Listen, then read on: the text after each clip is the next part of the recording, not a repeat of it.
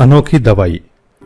काफी समय से दादी की तबीयत खराब थी। घर पर ही 2 नर्स उनकी देखभाल करती थीं। डॉक्टर ने भी अपने हाथ उठा दिए थे और कहा था जो भी सेवा करनी है कर लीजिए। दवाइयां अब अपना काम नहीं कर रही हैं। उसने घर में बच्चों को हॉस्टल से बुला लिया था। काम के कारण दोनों मियाँ बीवी काम पर चले जाते। दोनों बच्चे बार बार अपनी दादी को देखने जाते। दादी ने आंखें खोली तो बच्चे दादी से लिपट गए। दादी, पापा कहते हैं आप बहुत अच्छा खाना बनाती हैं। हमें हॉस्टल का खाना अच्छा नहीं लगता। क्या आप हमारे लिए खाना बनाओगी? नर्स ने बच्चों को डांटा और बाहर जाने को कहा। अचानक से दादी उठी और नर्स पर बरस पड़ी। आप जाओ यहाँ से। मेरे बच्चों को डांटने का हक किसने दिया है?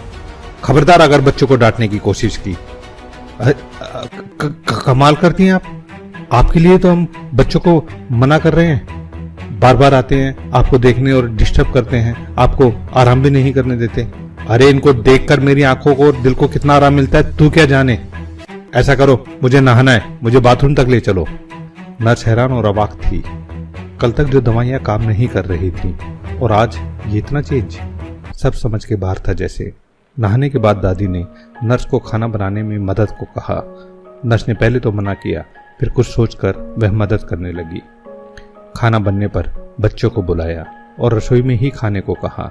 दादी, हम जमीन पर बैठकर खाएंगे और वो भी आपके हाथों से। मम्मी तो टेबल पर खाना देती है और खिलाती भी नहीं। दादी के चेहरे पर खुशी थी। वह बच्चों के साथ बैठकर उन्हें खिलाने लगी। बच्चों ने दादी के मुंह से निवाले लिए। दादी की आंखों में आंसू बहने लगे। दादी, आप रो क्यों रही हैं? दर्द हो रहा है क्या? मैं आपके पैर दबा दूं? अरे नहीं, ये तो बस तेरे बाप को याद करके आ गए थे आंसू। वो भी ऐसे ही खाता था मेरे हाथों से।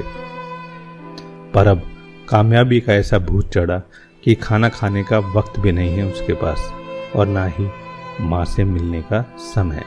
दादी, आप ठीक हो जाओगी। हम दोनों आपके ही हाथ से खाना खाएंगे।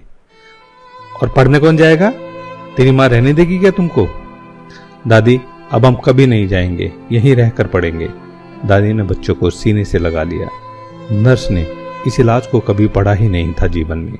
अनोखी दवाई थी यह, अपनों का साथ हिल मिलकर रहने की।